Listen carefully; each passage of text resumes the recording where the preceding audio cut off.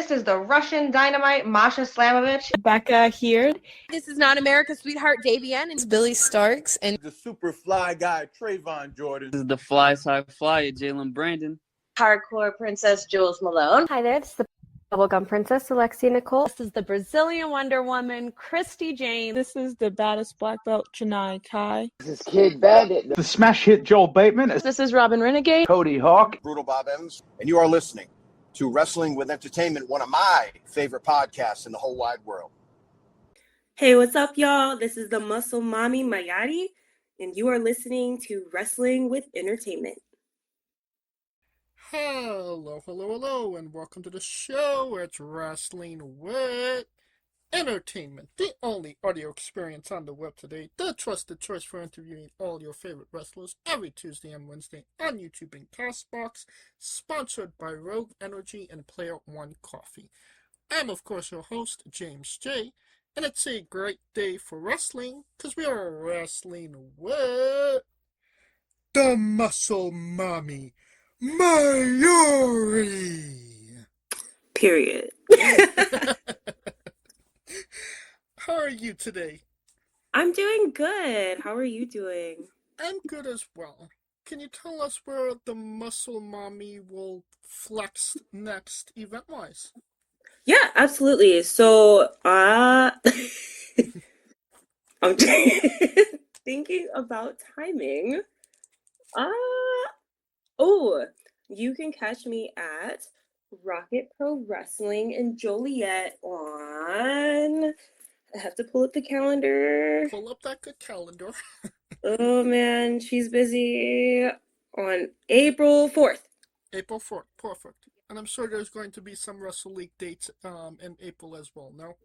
Actually, no. And Wrestle League is actually off in April, and they will be back on May 2nd in Berwyn.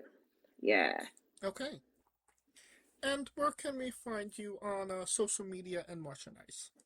Yeah, on social media, you can find me on Instagram at Mayari Pro, Mayari Pro. On Facebook, you can find me as Mayari. I feel like I have a TikTok.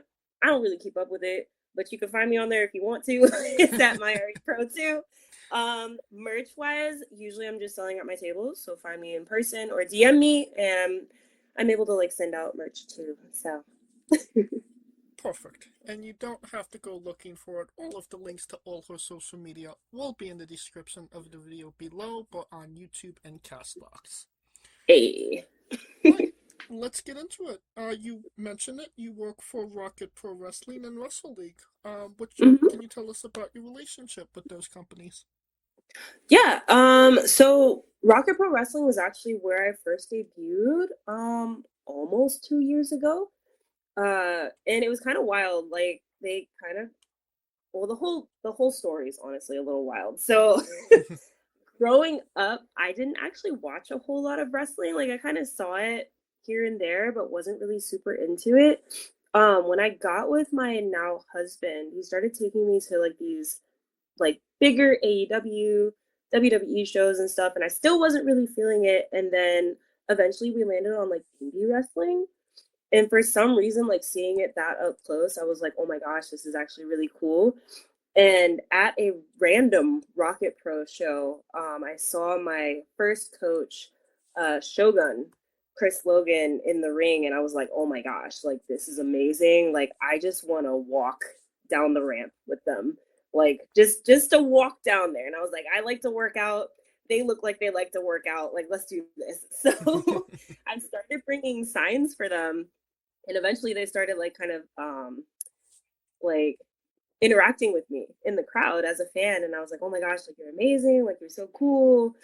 I don't know what you're doing, but whatever. And eventually they asked me hey, would you like to just try training? You look like an athlete. It would be cool. And he's like, I'm a trainer. And I'm like, sure, I'll try anything once. I have a lot of athletic hobbies, whatever. Grew up as an athlete and all that. So I went to my first practice and honestly hated it. It hurt so bad. but mama ain't raised no bitch. So I kept going back kept going back, and eventually, the things stopped hurting. The group was amazing. There's a lot of support there, and they trained through Wrestle League, so that's how I kind of got to know them. Eventually, Rocket Pro was just like, hey, like, you've been training with Shogun, like, are you ready to get some in-ring action? And I'm just like, oh my gosh, like, I've only been training for 4 months. Like, what do I do? So luckily, they put me in the ring with Devin August. I believe he's based out of Wisconsin. And I had just an amazing first match with them. The crowd was super receptive of me. I honestly cringe watching that match back. like I feel like a lot of people kind of cringe on like their first, debut match, but I just remember having like the time of my life, and I was just so happy that Rocket Pro like gave me that opportunity. It was really kind of crazy though, because they didn't book me for a full year, just because they're very story based, so I totally get it. And I came back, I believe this past season in September, and I've been there like every month since. And I consider it home, and they're so great and amazing. You should totally watch all the shows on YouTube, and I make boys cry, and it's great. So yeah, I hope that extra long-winded answer, I hope that answered the question. Yeah, absolutely. I mean, like, you mentioned like your first indie wrestling show was Rocket, and then, you're actually performing for them. Is that kind of like a mini, like, full circle moment? Yeah, 100%. And it's so funny because I love telling that story too, because everybody's like, oh my gosh, like, this was one of your first indie shows, and now it's like one of your home promotions. And I'm like, yeah, it's crazy. Like, the locker room is amazing. The full roster is extremely talented. Like, I will push them as far. Like, I will always promote them. Like, they're so great, and love the Shelleys. And I hope they potentially, I'm making like heart symbols with my hands. You guys can't see me, but but love y'all. Love Joliet. Love the fans and everybody involved with Rocket Pro. And I mean, you mentioned like, your husband, just was trying to get you to like pro wrestling. Mm-hmm. I can't imagine that he would ever imagine that you'd actually become a wrestler. So like, what was his thoughts when you like said like, yeah, I'm going to be wrestling now? Yeah. So he's honestly hilarious. He's my biggest supporter. We'll always promote him as well, because everyone should have a supportive partner.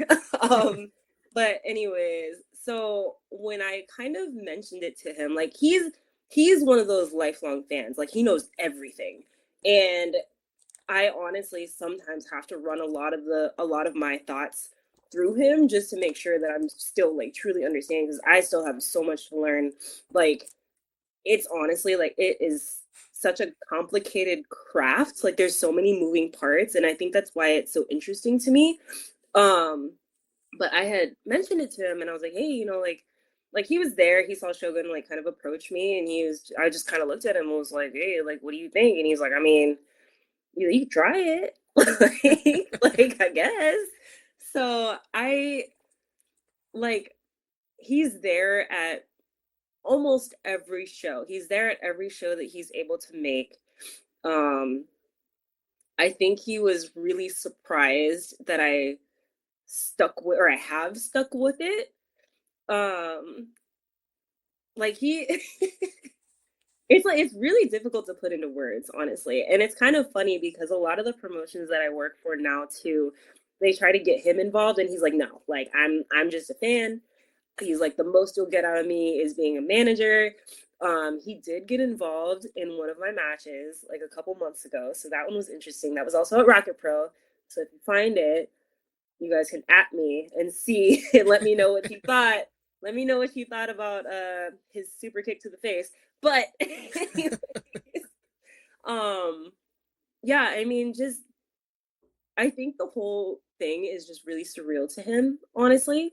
I think that he likes kind of the growth that he's seen in me, like confidence-wise outside of the ring, like confidence-wise inside of the ring, like just the way that I'm kind of able to flow a little bit better each time that I get in the ring.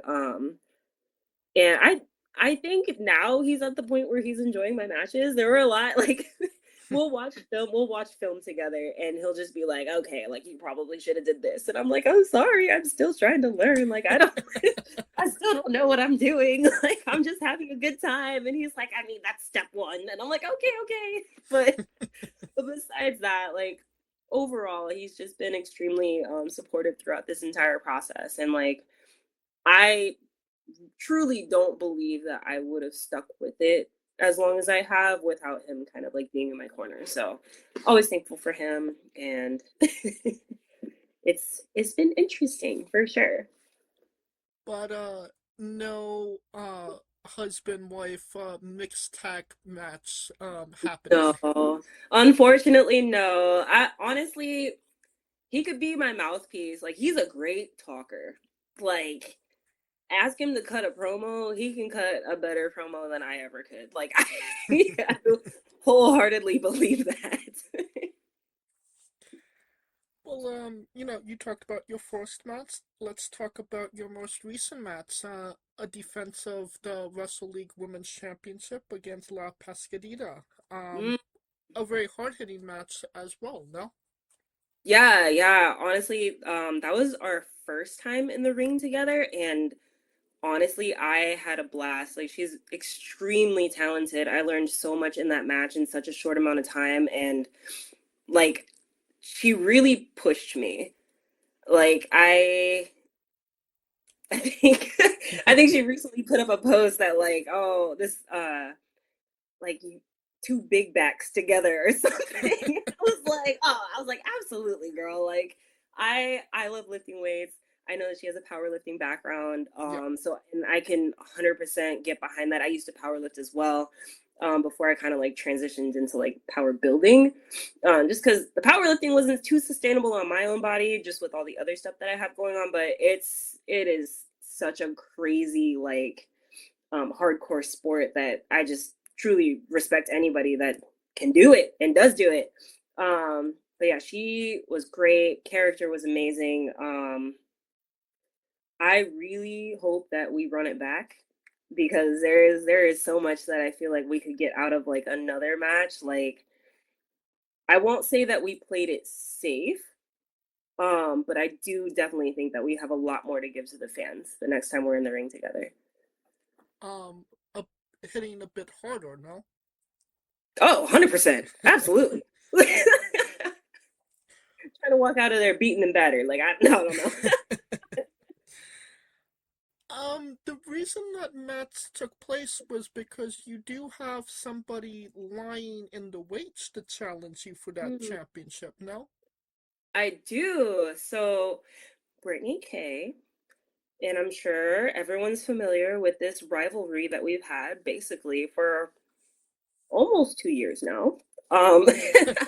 So at the last Wrestle League show, I believe in February, she had gotten I don't even know what they called it, contract? Yeah. Some kind of contract. Contendership. There we go. Number one contendership via some contract that she climbed the ladder for. I kind of watched the match. I don't know. No. Oh, wow. But I just know that we were supposed to fight, and she backed out, and now I'm just waiting on her, just like I always am, always waiting on her. But she cool, like we have good matches. Don't like her, but I will admit that we have good matches, and I'm sure that whenever she decides to cash that in, if she decides to cash that in, then I mean, she knows what the result's gonna be, so we'll just leave it there. Well, the person that we've been talking about, Brittany K, is the person that you did actually beat for the Wrestle League Women's Championship. It was a 4-way cage match against Blair Onyx and Lulu Lorena. So we'll talk about the title part in a moment, but I mean, a fatal four-way cage match. Blair Onyx, obviously, a big name in the indies. Yeah. What was that whole match like? I can't imagine it wasn't chaotic. That's exactly how I was going to describe it, honestly. Extremely chaotic.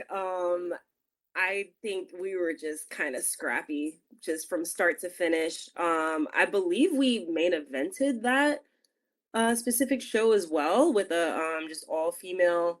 I mean, even the ref was female. So that was pretty awesome. Just it's cool to see Wrestle League kind of putting like women's wrestling like up on a pedestal like that. So it's something that I really appreciated. But yeah, there were a lot of different personalities in that cage. And with how late in the night it was, there were a lot of rowdy fans on the outside of the cage as well. So I truly believe that the top word for that would be chaos and chaotic for sure. And you raised above the chaos to raise the Wrestle League Women's Championship. That was your first championship as well, no? It is, it is, because I'm still holding it. Yay.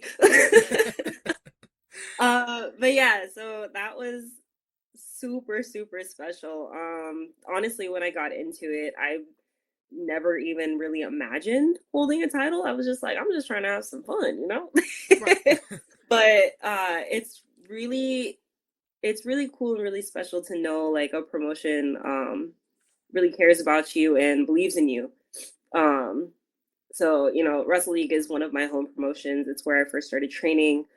So I'm just out here trying to do my best, try to put the name out there. I feel like there will be a lot more eyes on Wrestle League coming up for sure. They have a lot of good things happening. For example, they had the Jewel Osco show that they kind of partnered with and like booking and everything. They have a lot of shows going on in Berlin. They're just kind of floating around. They have a lot of different types of shows like Beats and Brawls. I believe Faction Warfare is in May. Yeah, so honestly, just keep your eyes open and try to come through for a show. There's a lot of talented people coming through there. When you actually get, the championship, is that like a moment that you take in the moment, or is it something that sets in afterwards, like, wow, that happened? It's for sure an afterwards moment for me. Like when I tell you the adrenaline be hitting me and I black out, like every single match, I feel like the lead up is, I wouldn't say I get nervous, but I definitely get like a little anxious and really excited to like just kind of go out there, do my thing, interact with fans and everything. And honestly, until that adrenaline dump happens at the end of the night and I eat my chicken nuggets on the way back home. Like, yes, the muscle mommy loves chicken nuggets. I'm sorry.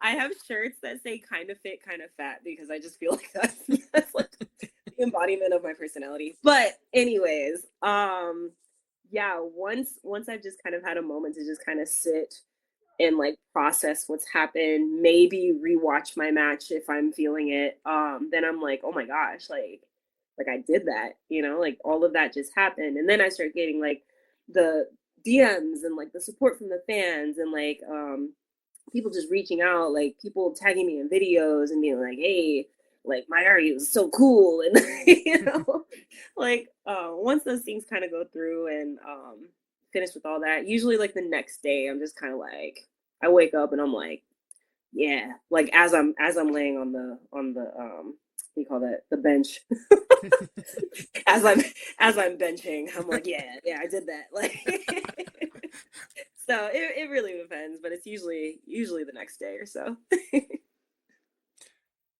So where are you getting chicken nuggets from? So I'm terrible. I get them from McDonald's. I'm not even gonna hold you. Like I will tell you, my favorite fast food places, and it's crazy. McDonald's for chicken nuggets and fries. I will go to Portillo's for like their breaded fish sandwich, and I'll get like a large strawberry shake and some of their fries.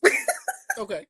And then Chick-fil-A during like the summertime has like this peach milkshake, and oh my god, it's so good. And I always know like when it's like around, because it comes out like I think earlier in June. So June's my birthday month.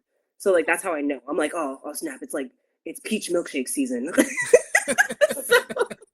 But just know during those times of what do you call that? I can't even think. Not failure. When I'm giving into temptation. Yeah, I'm giving into temptation, right? On this junk food and the fast food. This is when we do extra cardio. And everybody that knows me, they know that I hate cardio. So the fact that I'm saying that on here, that's an insider right there. So not necessarily a chicken nugget connoisseur, you just kind of like you have your go-to, you're sticking with it, do not want to, get off the trail. Right, exactly. Gotcha. Another name that you were in the ring with was Shawna Reed. Big independent name, well known. What was it like being in the ring with her?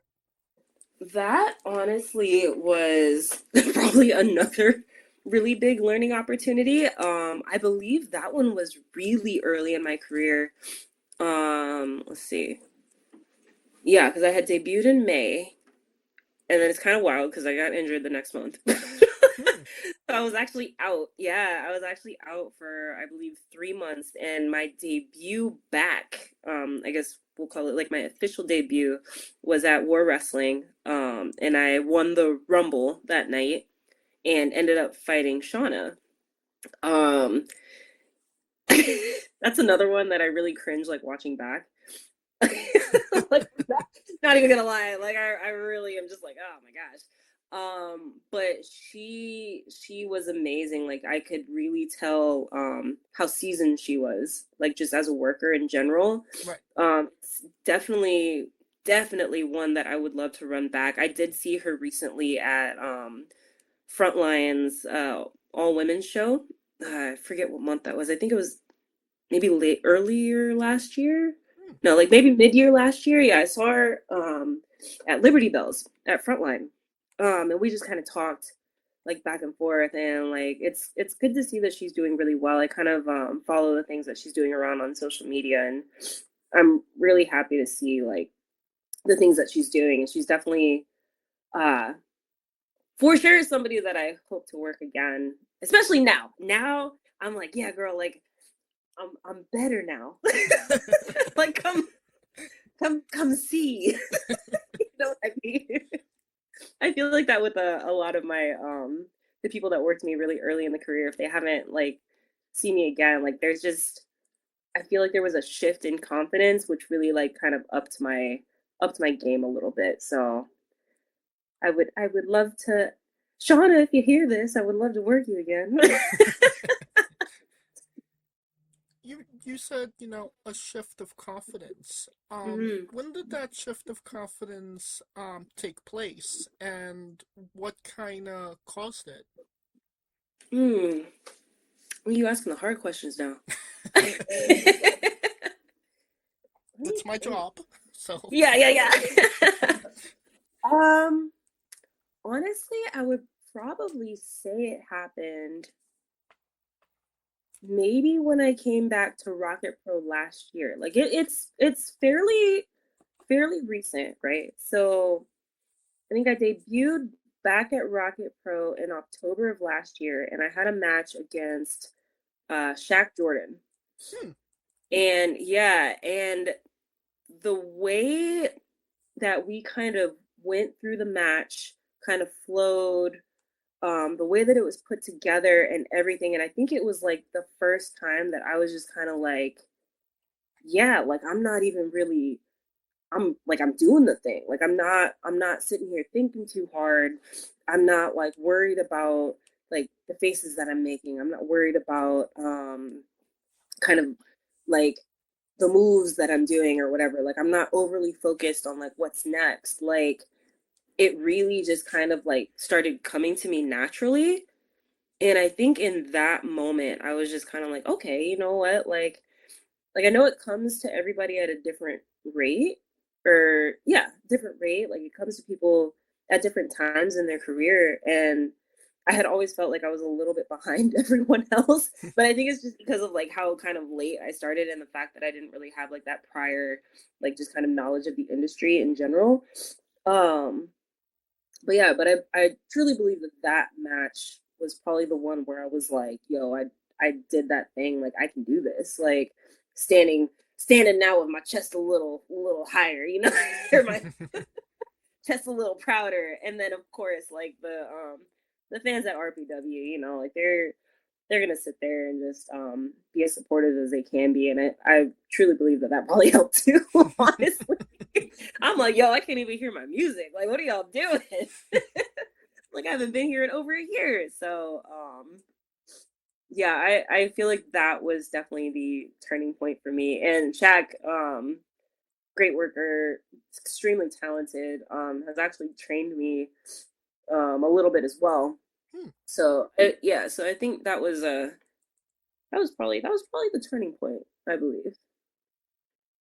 Well, I mean, it's no surprise you got some confidence in that match, considering how much confidence Shaq has, that it kind of sprinkle off. 100%. 100%. Yep.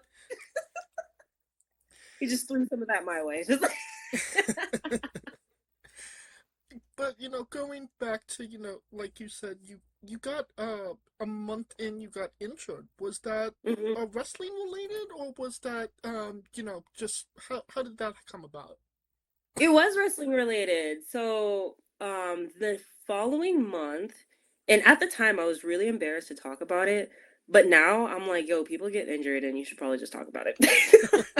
But yeah, so in May I debuted. In June I did a rookie combine that was hosted by the House of Headlocks. It was up in Wisconsin. Okay. And for that, it was kind of a tournament of like people that like newer workers, right? So basically it was like a bunch of guys and me. Okay. which is totally fine. But everybody had been working for under 3 years. And I'm like, all right, cool.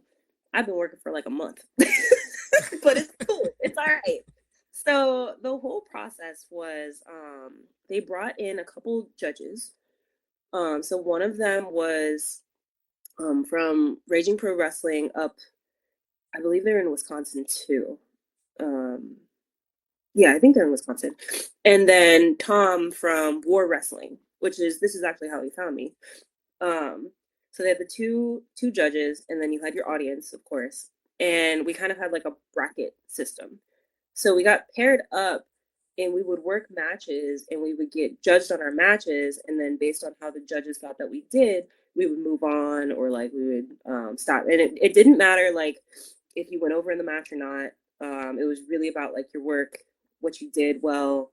They would give you like live feedback and everything, and then we were able to have one coach with us. So Shogun was with me, really kind of coaching me through my match, like letting me know like, hey, like look up, like you know, like just the basic stuff.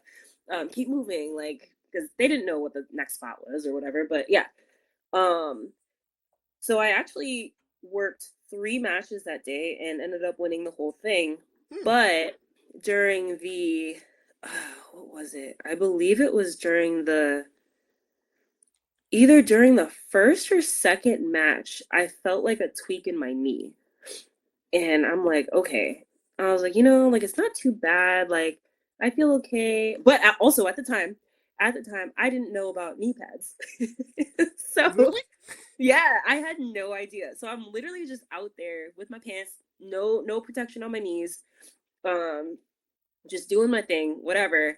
And I believe I hit like a drop kick and I just landed kind of funny. Like I think I have the video actually. Yeah, I do have the video. I remember. I don't want to watch it, but I landed a little funny. Like the drop kick looked pretty, but I landed kind of funny and I felt like a little tweak in my knee.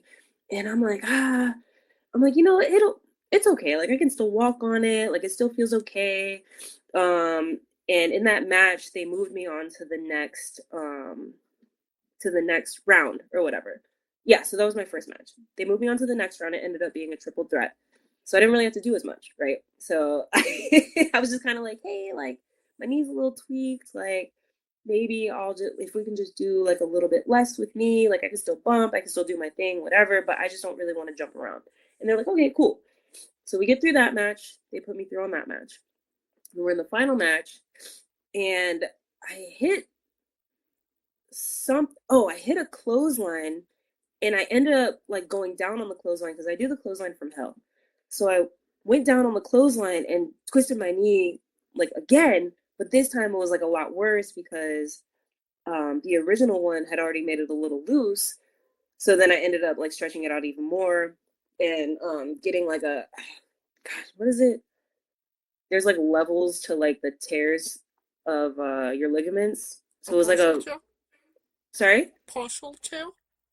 Yeah, but it was like a full tear of my MCL. Ooh. Yeah. So, and at that point, I knew exactly what happened. And I was supposed to like hit my spear and everything. And I was like, bro, I gotta pin you. And I'm crawling over. I pin him like the most sorry looking pin you've ever seen in your life. And I get up and I'm crying, man. Like it hurts so bad. And I was like, yo, it's messed up. Like I knew in that moment that it was so messed up. And like the ref's like, oh my gosh. And he's like giving me ice. And like they're talking about my match. And I'm like, I'm sorry, I just can't stand up. But like I appreciate your criticism. And like it's a whole thing, right? So somehow like they're like, you know what, like you did so well, and like they the crowd, it was actually the one to cheer for the winner, so that for the final round. So I ended up winning the whole thing and it was great, but the car ride home was not as great. So we just thought it was like a minor pull, but I was just kind of like, yo, like the way that it's feeling, and like being an athlete my whole life, like I know when I'm hurt. Like I know when I'm hurt. And I was just kind of like, yo, I think we got to go to a specialist like in the morning. Like I'm with my husband, right? And he was like, wait, really? I'm like, yeah. So we go in, they tell me what's up. And they're like, yeah, so you have, they're like, because it's your MCL, you luckily didn't hurt anything else around the knee. So you can either get the surgery, and they're like, or you can let it heal naturally because this is the one like ligament that can kind of heal on its own. And they're like, if you get the surgery, you're out for at least 9 to 12 months. If you let it heal on its own, you're out for 3. And I'm like, okay, well, obviously, I just want to do the 3. So we went through that whole process. It was, oh my God, it was the worst. I think for like 2 weeks straight, I had to just like, you know, like those full leg braces where like you can't bend your knee or anything. Yeah. Yeah, so I had one of those on for like 2 straight weeks. My leg got so small. Like, finally was able to start going to PT. It was such a brutal process that like I honestly was just kind of like, you know what? I'm like, I got injured so early right off the bat that like, what am I doing? Like maybe this is a sign. Maybe this isn't for me. And then I think like very shortly after I started to feel like a lot better, I was finally like moving weight in the gym again. I was finally like doing the very small amounts of cardio that I choose to do. War Wrestling had reached out and was like, hey, want to do this, want to be in the Rumble in September? And I'm like, yeah, you know, like I should be cleared by then. Like that'll be cool. All the while not knowing that I was about to win it. So like, I was just like, yeah, this will be great. Like just get in, get out. But I think I was the second one in and the last one out. Like, so, but yeah, so all that to say, all that happened, but also like take care of your body, wear knee pads, listen to your body, and you know, like bodies are like capable of like amazing things, honestly. Like the fact that I'm here now doing the thing after suffering that kind of injury like so early on. And I haven't had any issues since. So it's pretty interesting. It's pretty cool. So Moral to the story: don't forget your knee pads. exactly. Oh my god! Please don't forget your knee pads. Please be safe. The way that I almost got elbow pads, but I don't do a whole lot of elbow stuff. But the way that now I even wear ankle braces, I'm so nervous. I'm like, I can't. I can't. I protect my legs like crazy now. So always warm up too. Warm up before your matches. But I mean, knowing the story now, you're 4 matches in. You're out for 3 months, and then you have 2 matches in one day. In one day. And I think the first one was an hour long. No, actually, this is what's crazy. Did the Rumble, went right into the title match. Oh god! So Shawna was ready to go. Oh, Shawna was ready. She rushed me. She rushed me with her crew. And we went right. We got right into it. I mean, just from obviously the injury standpoint, how did you feel afterwards, getting back in the ring proper, and then having to deal with an hour-long Rumble match, and then obviously a big name match, all kind of thrown in all at the same time? Oh my god, I remember being so nervous because I don't even know that they knew that I was out that whole time. Okay. Yeah, because I wasn't really I was still going to the gym because I'm like, you know what? I'm not sick, so I can work my upper body, whatever. And I'm posting these videos of me working out, but I'm conveniently, leaving my leg out of it or whatever. Or and then there were some points where I was like, you know what? Whatever. People can know I'm injured. It's fine. Even my husband was like, dude, people get injured. You need to stop this. So I'm like, okay, whatever. So I seriously remember being so nervous, and my husband was do they know that this is your first match back? And I'm like, I don't think so. And I'm like, but they believe in me. So I believe in me. I'll be fine. I've come back from injuries before, and I've come back from pretty I guess they're not too significant, but I've come back from being out before, and just being safe and kind of knowing the capabilities of my body at that time, I think was really important. I feel like there's video out there of the match, and I do remember being so nervous. And then this is stupid too. I forgot the point of a Rumble. So I'm sitting here forgetting that I'm supposed to be trying to throw people out. So there's video of me just kind of hugging the rope, don't touch me.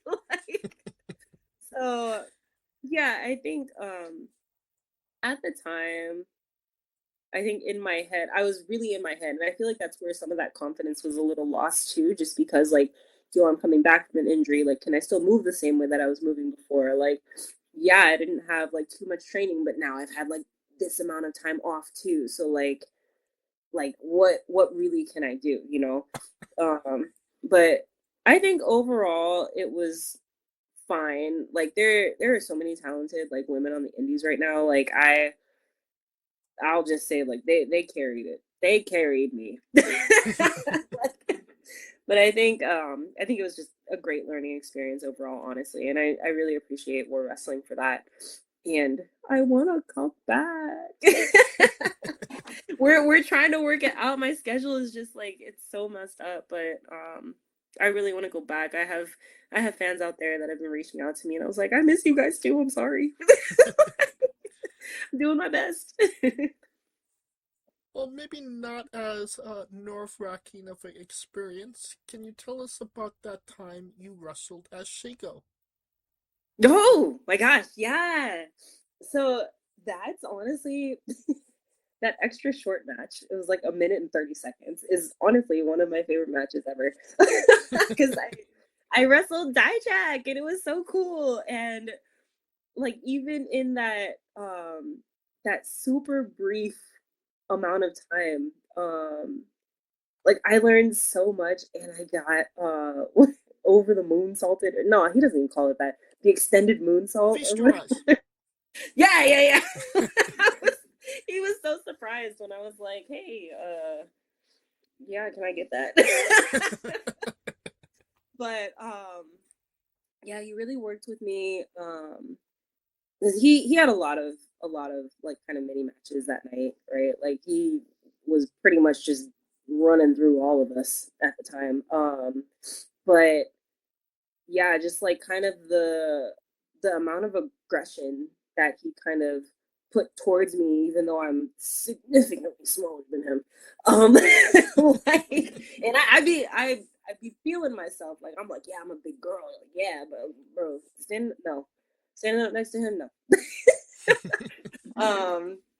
Yeah, like I really learned a lot, just like movement wise, timing wise, like doing certain things, like some of the in between stuff that I did in that match, like I really wasn't even thinking about. I was just kind of like, I mean, I feel like I should taunt him here. You know what I mean? Like it was truly like just really interesting, and I got to like dress up as one of my favorite like cartoon characters. Like it was just, it was so good. I think that bodysuit like ripped. I'm so upset, but it was so worth it. So worth it.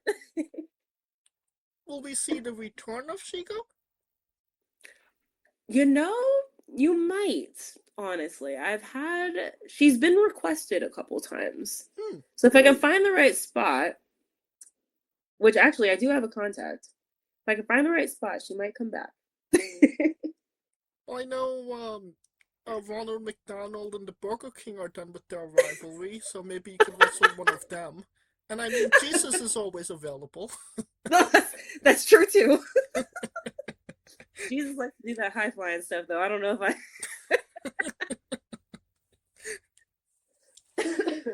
That being said, can you tell us about your love of Kim Possible? Yeah. It was one of those shows that I kind of grew up on. It I almost started singing. I'm not gonna do that. I'm not gonna do that here. But yeah, obsessed with the theme song, obsessed with obviously Shigo. Between Kim and Shigo, like I definitely prefer Shigo. I loved her like dark feminine energy, like just her confidence that she exudes. Like she knows that she's the baddest, you know. she doesn't need the doctor. She's just there just because. But yeah, I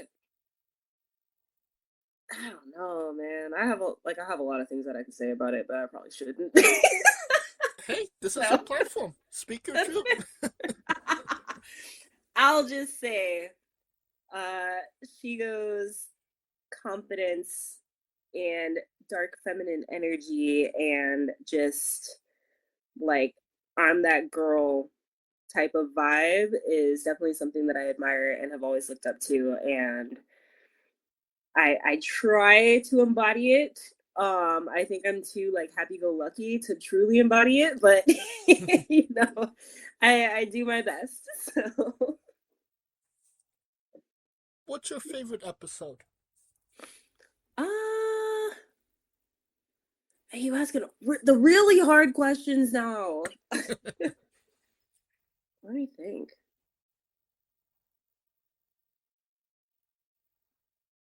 That one might have to be skipped just because I haven't watched it in so long. Like I have like different scenes going on in my head, but they're mostly just fight scenes. I gotcha. So can't pin it down to one episode. Let me think. I feel like there was one. Hold on, I'm gonna look. Well, I mean, I could share my favorite episodes. Yeah. Which was a Dr. Dragon's brainwashing shampoo. Was one of them. That's good. And the second one was when Ron became the fearless ferret. Just because I don't know if you know Batman Beyond. And that was like a parody of Batman Beyond, which ironically enough, the main character of Batman Beyond was the same voice actor as Ron Stoppable. Mm-hmm. Oh my goodness.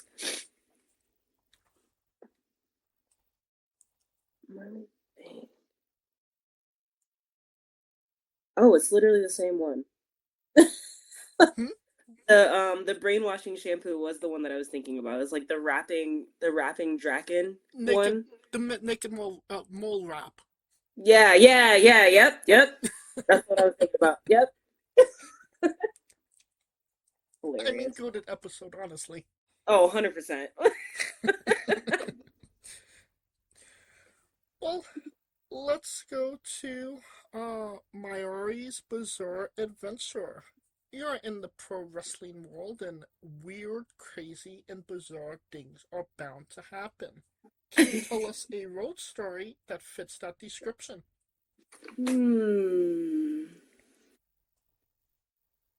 Let me think.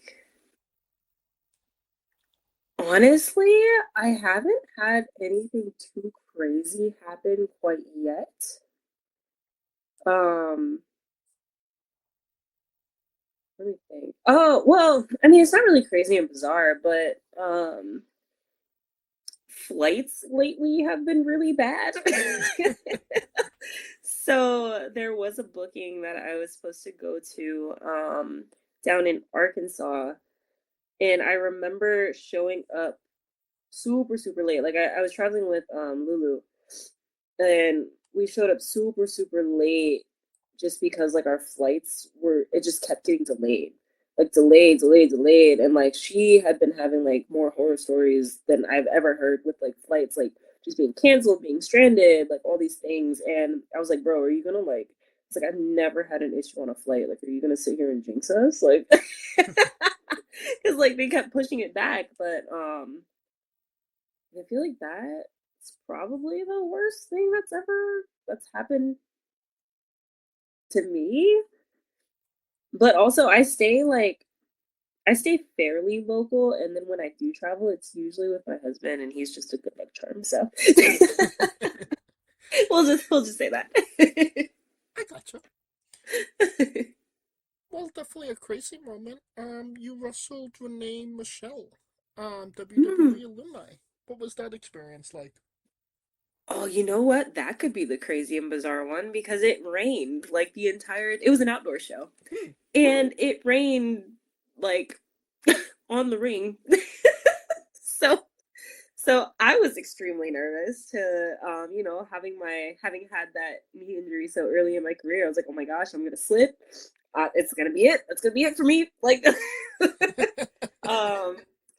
but on it, she was amazing. I like just overall like great person. Like she really talked me through that match. We were supposed to run it back, but I unfortunately had some family issues that came up, so I wasn't able to make it. But yeah, like another one that like you can truly tell like how seasoned she is and like how much knowledge she has, and the fact that she's so like willing to share that knowledge and just kind of like help out like the younger talent and everything. Like she was telling me about some of the work that she does down in Florida, and I was like, yo, I'm gonna come visit you. Like, like that's so cool. But yeah, she and I think we had a great match for what we were able to do. Like we were both, I wouldn't say like played it safe, but we definitely wrestled within the bounds of the weather and the situation that we had around us. But super, super thankful to Frozen Tundra, and they put on like such great shows and great production, and like I really enjoy working for them. Which I just wish like everybody didn't book on the same days. I feel like that's always my issue because I'm like, all of y'all are so cool, but you all run shows on the same day. But yeah, again, super super thankful to Frozen Tundra for having that match happen. I hope we can run it back. But yeah, would love to get back in the ring with her, especially now that that was like summer of last year, I believe. And I feel like from that time to now, like even still, like I'm still growing, like and that confidence shift has happened. So it'll be different this time. So. And obviously not in the rain this time. Hopefully. Yeah, hopefully. Maybe it's indoors. Hopefully it's indoors. Like outdoor shows are cool. That crowd was lit. Like it was really great. Lots of kids. It was a fair show, and I believe that was actually the first one that I had ever done. So just great experience overall.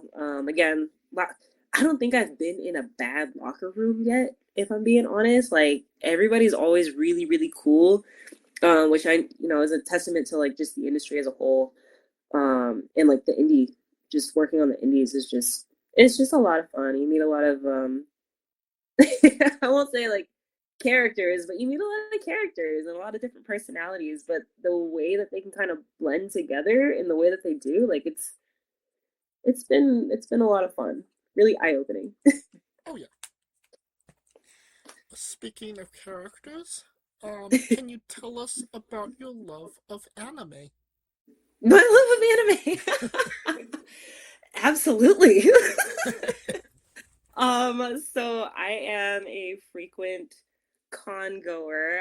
I used to go to a lot more.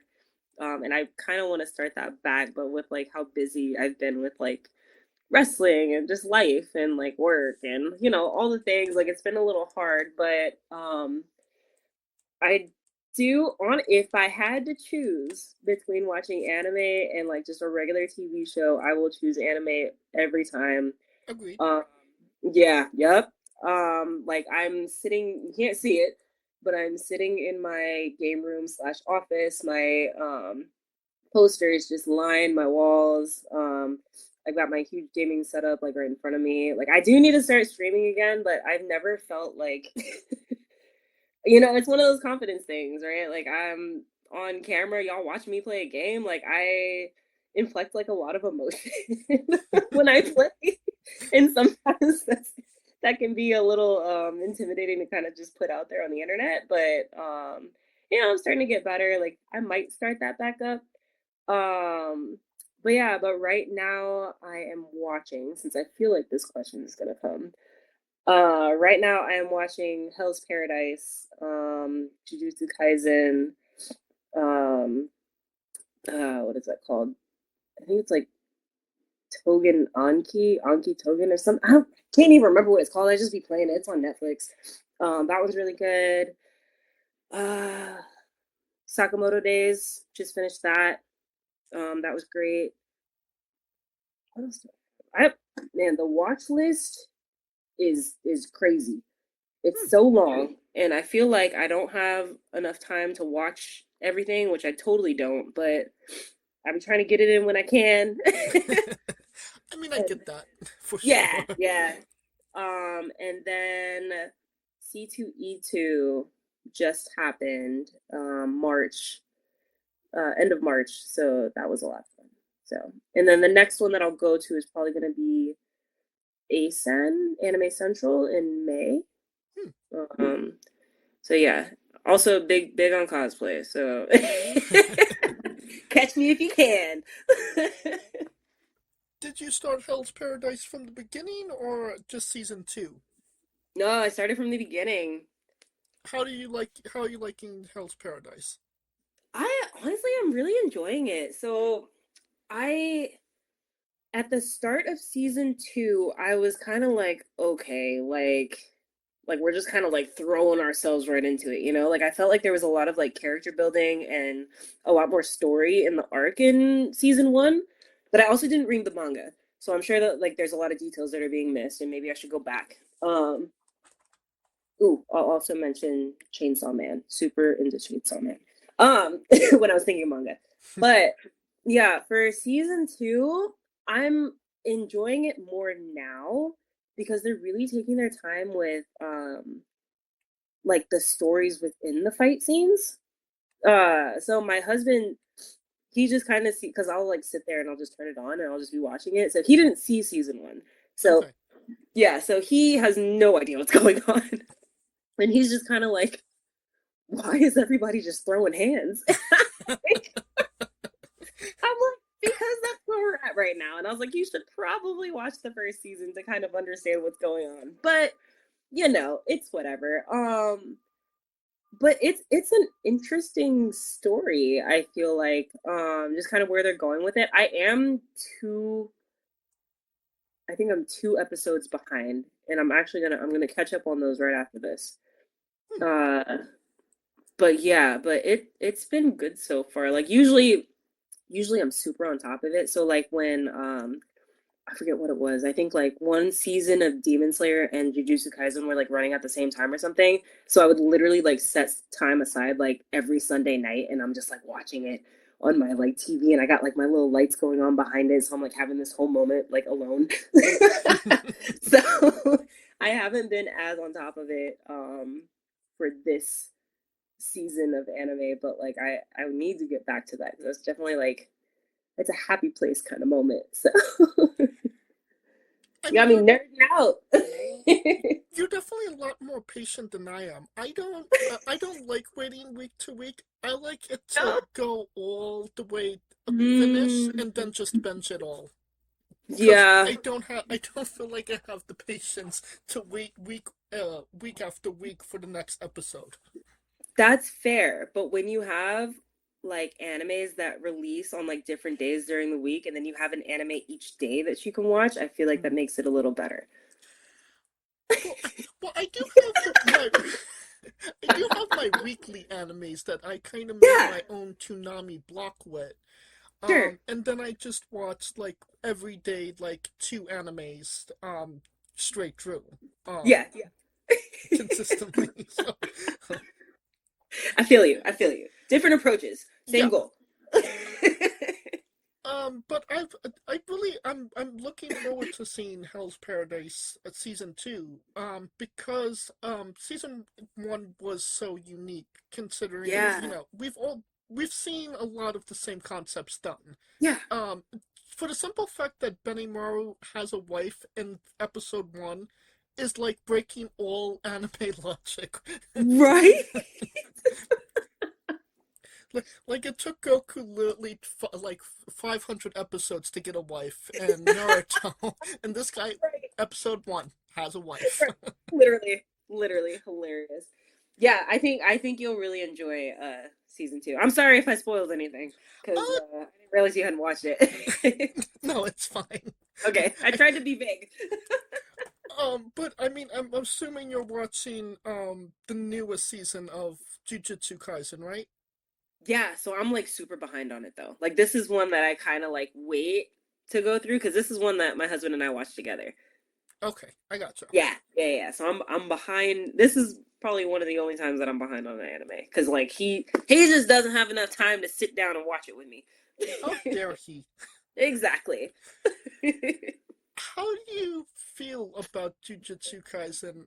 Because I have my personal feelings about it, but obviously, if you haven't watched Jujutsu Kaisen, this is probably the time to fast forward the interview. There's a lot of that in Jujutsu Kaisen. Oh yeah, yep. So personally, I do enjoy it. I'm not like a Gojo fangirl. I will say I'm honestly I'm really toxic. I like Sukuna. Like I have his. I know. Yep. I am currently like cuddling a little plushie. Like I'm holding it right now. My little Sukuna plushie, and I cosplayed as him. And like I think there's a lot of moving parts to it. I really enjoyed the movie. Where it kind of like gave us like backstory of like feelings of it's not ghetto. Yeah. Like backstory with him and why he is the way that he is and why he left and God, what's the other guy's name? See, I watch too many animes that I get like the names mixed up. Yeah, I got that. I get that too. The dad, like the dad with the worm on his shoulder. Yeah. You know who I'm talking about. Megami's father. Yes, exactly. Yeah. I really liked. I can't remember if that was in the movie or if that was like part of the season, but like that part where he showed like emotion when he realized that that was his son. Like I really liked that. I do understand like why they're going about it, like why the sorcerers are going about the way that they're treating Sukuna and everything the way that they are. Also, do you watch animes dubbed or subbed? I am a dub watcher. I prefer dub. Ugh, it's like my husband. I'm like, I gotta watch everything subbed. Yeah, I think like overall, I really enjoy it. I think it's slightly different from like what we've seen. Like I think that there's still a lot of like, oh, you kind of know what's gonna happen just because it's like typical anime stuff, right? But besides that, I think it's really well done. I love the animation style. I love the storyline. I haven't read the manga. So I'm one of those. I'm a snob, man. I'm so snobby. Like I really like to. Yeah, it's the worst, and my husband hates it about me. But I really love to like compare the manga to the anime, just because I always feel like they leave out like really important stuff. And sometimes it's not that important, but like maybe it's important to me. And like I would have liked to see it animated, like so I kind of get that. Yeah.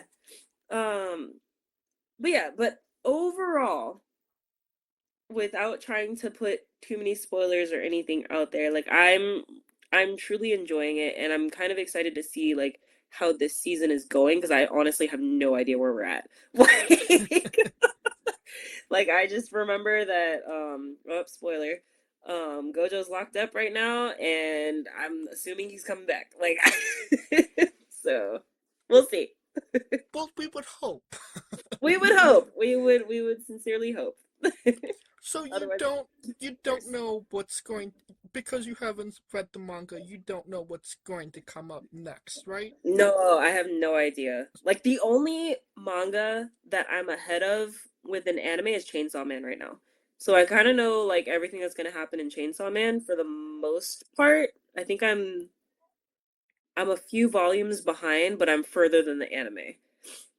So, but besides that, I usually, if I'm really enjoying an anime, I try to just watch the anime through, and then I'll read the manga like later. Demon Slayer is pushing me though, I will say, because they're taking forever. I might just need to read it, but I'm trying to hold out because the animation is so good and I'm so invested that I'm like, you know what? I was like, I have other things I can watch. It's okay. Yeah. We will get through this. We have other life things that we could be worried about. So No, I definitely agree with that. It's hard to wait for Demon Slayer considering, where we are in the story. right. But, it's coming out next year, so I can Oh God. I can hold out, I suppose.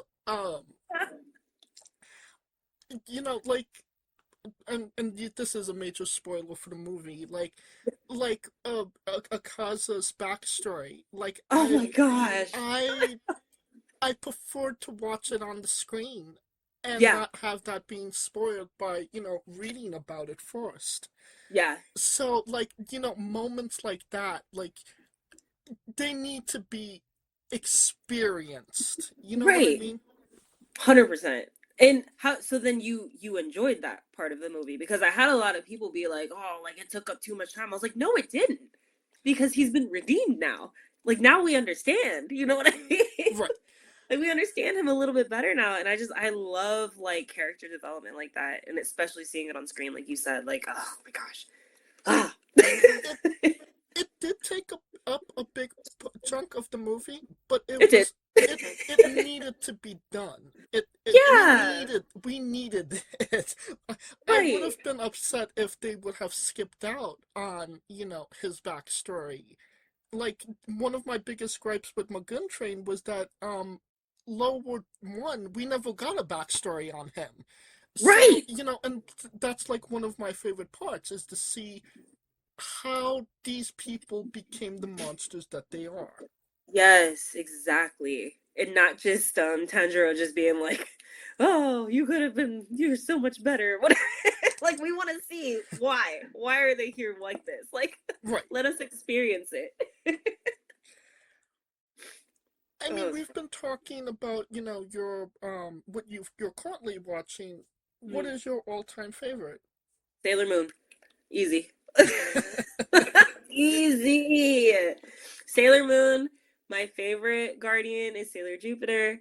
I feel like everybody can probably see why. Like, I feel like she is me. I am her. Like, we embody strength, but we also are very soft, very caring. I know, like, sometimes I probably have like RBF. Like, I'm sure that I'm probably not like the most approachable person, but then obviously when people kind of talk to me, they're just like, "Oh, like you're just scary looking," and I'm like, "Yeah."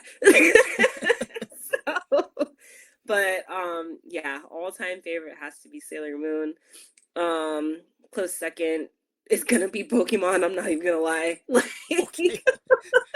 love it, and yes, I'm playing Pokemon Pokopia. Like, we're just all over the place. And then Naruto for sure. Like, yeah. But just the first 5 seasons, and then you can skip it and just go right to Shippuden. Yeah. Yeah. I mean, you mentioned Sailor Moon. What's your favorite rendition of the original or what's Crystal? Yeah, Crystal. Yeah, I personally like the original, but I know that Crystal kind of follows the story a bit closer. And I will say my favorite, like all-time favorite Sailor Moon movie is gonna be the what is it, like Return of the Rose or something like that. It like I don't know why I love it, but like I like what do you call that? Blockbuster. Literally used to go to Blockbuster, used to rent out this movie every freaking week. I would beg my parents. I'm like, please let me get this one. Like I would watch it so much. I finally found it again, like I think it was like streaming. Gosh, we have like a Plex server, and this guy like uploads like movies and stuff, and he freaking put the movie up. I was like, oh my god! Like I'm like, look at me smacking my desk. I literally watched it like I think 2 weeks ago, and I was like, oh my gosh, like this is so great. So yeah, that's me. Now, did you grow up on the 4 kid? I don't think it was 4 kids dub. But did you watch the original dub, or was you always sub of Sailor Moon at No. least? Yeah, when I was younger, I would watch it dubbed. Yeah. But now I watch everything subbed. I got But there are certain shows that I will watch dubbed. So like I'll watch Naruto dubbed. I watch Dragon Ball dubbed because I just like Goku's voice. I think it's funny. Pokemon I'm gonna watch dubbed. Let me see. I feel like there's like one more big one that I'm like, yeah. Oh, what is it? Death Note. Death Note will watch dubbed every time. Like it's so funny dubbed. I don't know why, but I think it's the chip scene.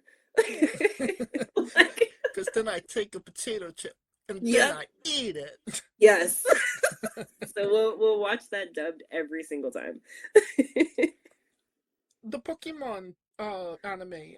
Which is your favorite region or arc or? Honestly, I prefer Indigo League. I like the OG. The OG. Oh. Yeah, I really like the OG Brock and Misty. Probably because I just grew up on them. And then my other favorite is, oh my gosh, the one with Torchic. Which generation is that? Isn't that like Gen 3 maybe? I think that was Dawn. I think Dawn was with him. I think so. That sounds right. Yeah, Generation 3, the Hoenn region. Galactic Battles, I want to say. That sounds right. It was the game was um Ruby and Sapphire, but my favorite was Emerald. Yeah, man. This stuff has been going on. I don't even know what generation we're on now. Like it's I'm sitting here talking about Gen 3. We're on like Gen 15 or whatever we're at. Like Yeah. I'm still on the original. So, like that part. I've seen the animes afterwards, like a lot of them, Yeah. and then you just get to a point where this kid is never becoming a Pokemon champion. I've just wasted like 25 years of my life. I need to move on. Well, and now he's gone, and I'm just like, where do y'all go from here? Like, what are we doing? Yeah. So, it's something. All right. We could talk anime all day, so we Literally. should probably get to the next topic. Your tattoos. Can you tell us if there's any significant meaning behind them? I'm trying to think of which ones y'all can see. Like, Or maybe the one on your back. Yeah, there's one on my back. It means to become peaceful. I'm trying to remember when I got it. All I remember is I fell asleep when I got it. It was kind of funny. Really? But yeah. I have a very high pain tolerance, which is kind of funny. But I hate needles. But I have tattoos. So, yeah, it just works out like that. But yeah, I think at the time that I got it, I was a bit more into yoga and meditation. So I had gotten it because I had gone through like a few things in life that just kind of like I couldn't really let go of. And it would just like I would just kind of hold like a lot of like just anger and resentment.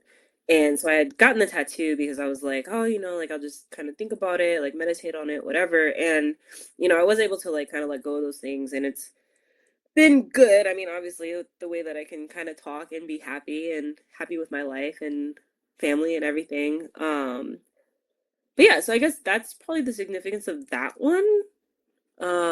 I have like the Sailor Moon like crest like on my sternum too. I don't know if anybody's can really see that one, but well, I guess unless I wear like maybe a low top or something, but maybe not when I wrestle. And then I have a Mew, like an origami Mew on my ankle, and then a Totoro on my other ankle. So, so it's just kind of like all over the place and just bringing it right back to anime, like. So yeah. Is there any plans for new ink in the future? So one of my favorite characters is Itachi. Well, and Sasuke. I love oh my god, see, look, I'm bringing it right back to anime.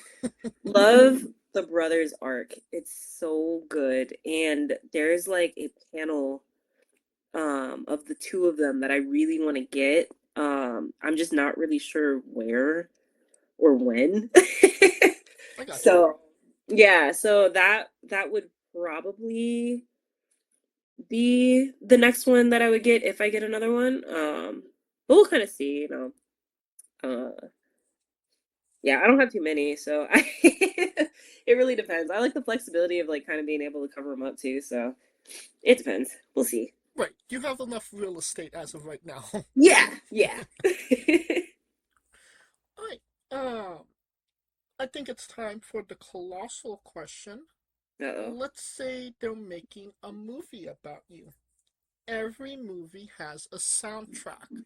What would be the first 3 songs on your movie soundtrack? That's a crazy question. Oh my gosh, my music taste is everywhere. Okay. Let me think. Because I know I've got some for you. Okay. I would say Let's see. Pull up that good Spotify if you need to. Oh yeah, that's what I'm doing. Because I'm like, Gotcha.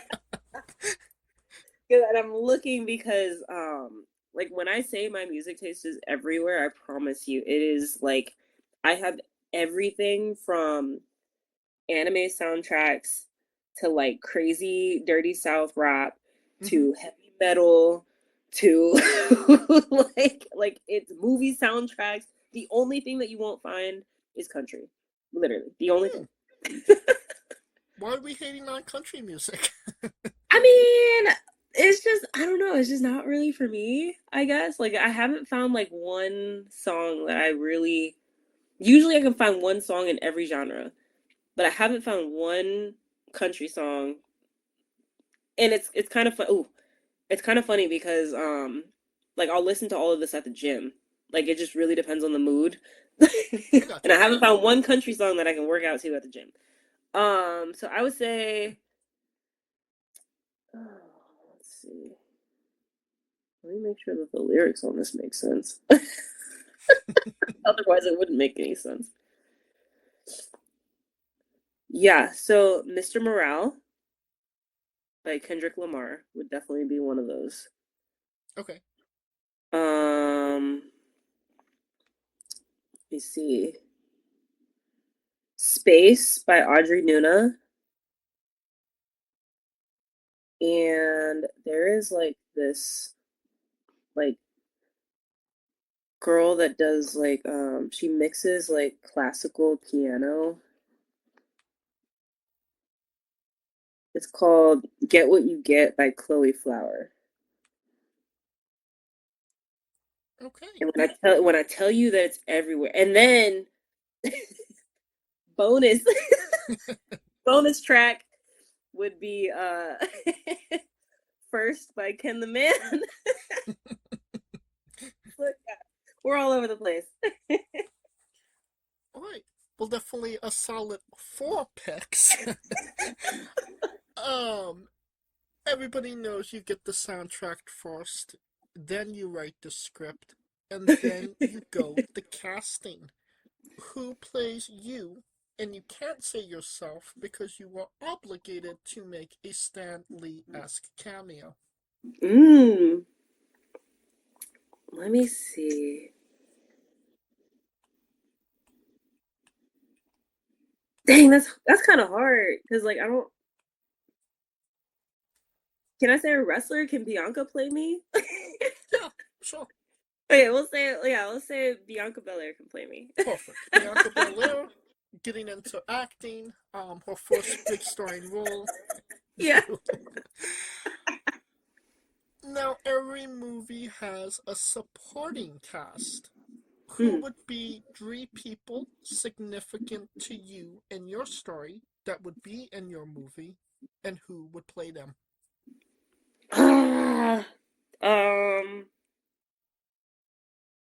Well, my husband, for sure, but I'm trying to think of who could play him.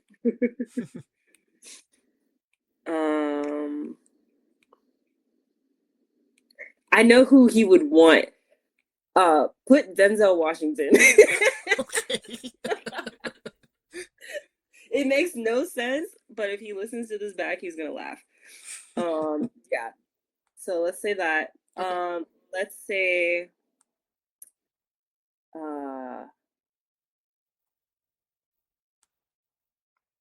maybe my sister. Yeah, we can say my sister, and she can be Tessa Thompson. Okay. Yeah, and then you said 3.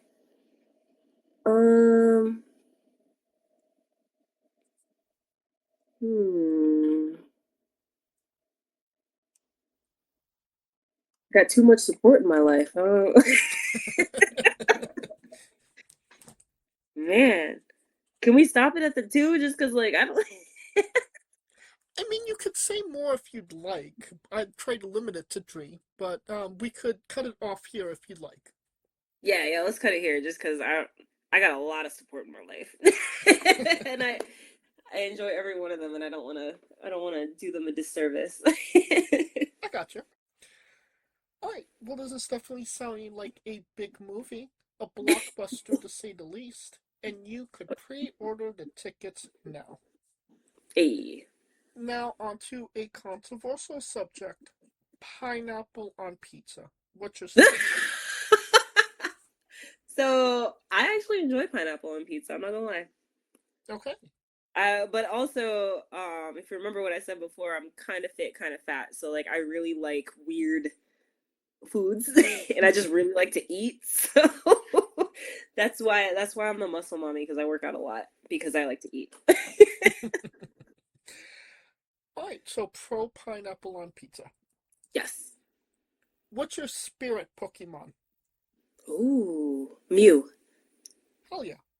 Yeah. We love the late great Tracy Smothers on the show. Do you know the acronym for Thug?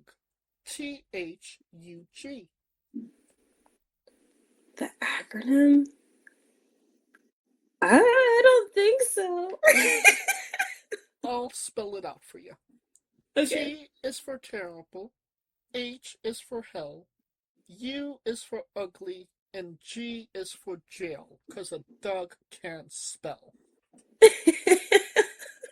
Yes, we love the late great Tracy Smothers on the show, trying to keep the memory alive. Yes. Weirdest question you'll be asked on a wrestling interview, hopefully.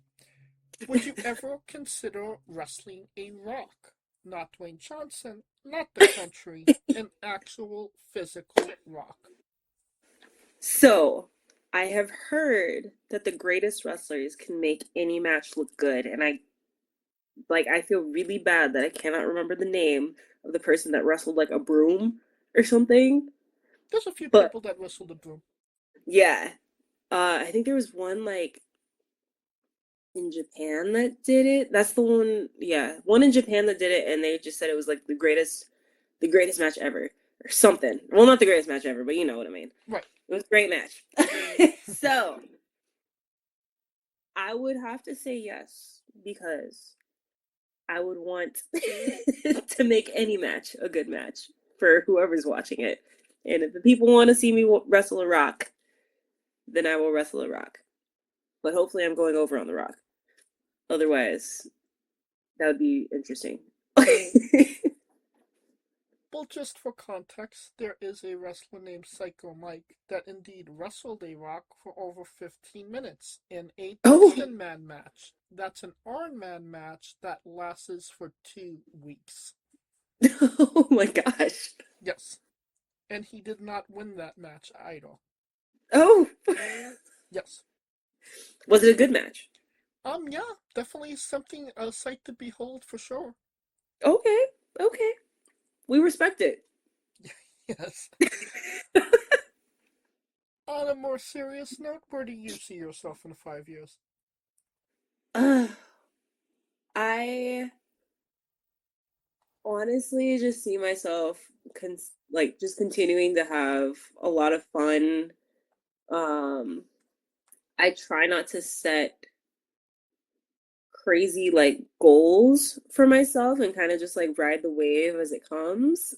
So honestly, probably just still me, more confidence, hopefully a little more muscle, just like really enjoying what I'm doing and hopefully able to kind of like maybe even teach what I've learned so far, like in 5 years, like, so I guess I'd be like maybe 6 years in, or a little over 6 years in. Yeah, so hopefully able to like just kind of teach and like guide some of the younger generation that are coming up and just kind of like help them out and help them network where I can and stuff too, because I know that's been really helpful for me from like the vets that I've run into and like other people that I've run into. So just want to give back the way that I can. So I gotcha. And what is a match people should go out of their way to see that best shows off what you are all about as a pro wrestler? I would say either watch one of my matches against Aaron Stone We've had 2. Or honestly, watch that match against me and Lily. I think those would probably be the top ones as of now. But I'm sure there will be more. Can we find those on YouTube? Yes, both are on YouTube. The most recent one with Aaron Stone is on Rocket Pro Wrestling's YouTube, and then the Lily one is on Wrestle League, or Pro Wrestling Shoots, under Wrestle League's 14th anniversary. Perfect. And if they are indeed on YouTube, I will grab a link to them and put it in the description of the video below, but on YouTube and Castbox for anybody that hasn't seen it, wants to see it, wants to re-see it after this interview. Perfect. And since we are nearing the conclusion of this interview, we are wrestling with the 8 questions of doom. This is our speed round, our bonus round, the round where we see who you really are. Are you ready? Yeah. Excluding yourself, greatest wrestler of all time. Oh, that's hard. He said excluding myself. That's funny. Oh my goodness. I feel bad because I don't know very many wrestlers. I'm gonna say Stone Cold. Worst wrestler. Oh. Oh my gosh.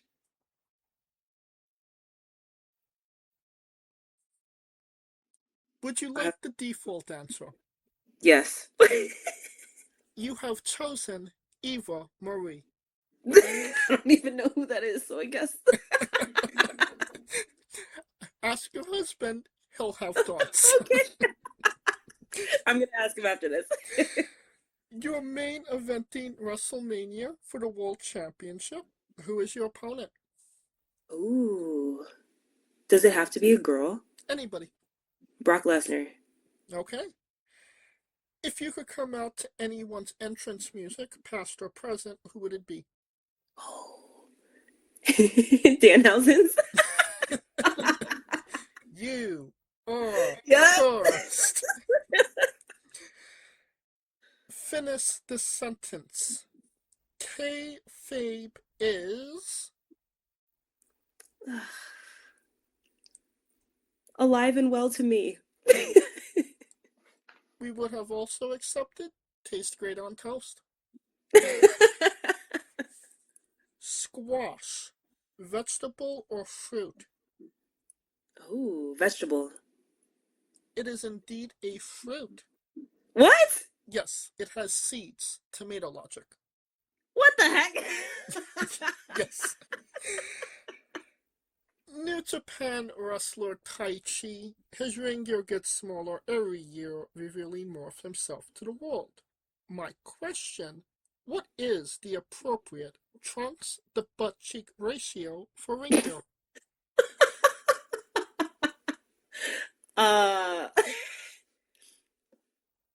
So that's funny. Honestly, I feel like it depends on the person. I'm not a body shamer, so I feel like if you want them all the way up there, like you do the thong thing if you want. Okay, I'm so not gonna judge you. To each their own. Yes, or what is that quote? The limit does not exist. There you go. And the last question, the main event, the thing everybody wants to know. Have you ever had a conversation with a stranger in a supermarket about Darby Allin? No, I have not. And that is the correct answer. That will conclude this interview. Thank you so much for coming on and doing this with me. Absolutely. This was a lot of fun.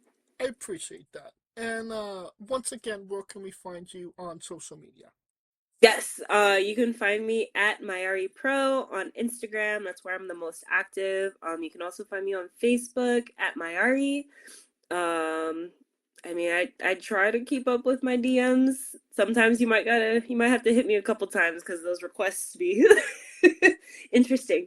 And then I have a TikTok at Mayari Pro. I don't really post on it, but if you want to follow me there, maybe that'll get me to post on it. And besides that, oh, you know what? I do also have a YouTube that I never post to. So I have been told that I need to at least upload my matches there, and that is a goal of mine for this year. So let me know if you want me to upload my matches on YouTube. But yeah, I believe that's it. Catch me at a show. I promise I just look scary. I'm really nice. I super appreciate you having me on the show, though. This was a lot of fun. And DM you for merchandise as well. Yes, absolutely. Do that. I will hopefully have a website up soon. It's like halfway done. So maybe by the summer. We'll see. And you don't have to type it into your Google machines. All of the links to all her social media will be in the description of the video below, but on YouTube and Castbox, simply click the link. A new tab will appear on whatever device you are on. You have no excuse. Buy a damn shirt. Do it. And obviously follow her on TikTok and YouTube for her to post on those platforms. Yes. Do that too. Of course, thank you for listening. If you like what we're doing, please like, subscribe, comment. But on YouTube and Castbox, this was sponsored by Rogue Energy and Player One Coffee. Join us next Tuesday and Wednesday for new incredible interviews, and follow the show at Wrestling with E, both on X, Thread, and Instagram for information on who we're interviewing, when we're interviewing them, links to those interviews, and so much more. Follow me personally at JamesJ993. Right, when I say wrestling wit, you say entertainment, okay? Bet. For our special guest, Mayari, Kaliko Yacht, Scooter Dust, I'm James J, and this has been Wrestling Wit Entertainment! Hey folks, this is the Colossal Mike Law, and you are listening to Wrestling with Entertainment. Enjoy the show, support these guys. We appreciate it very much. We'll see you at ringside.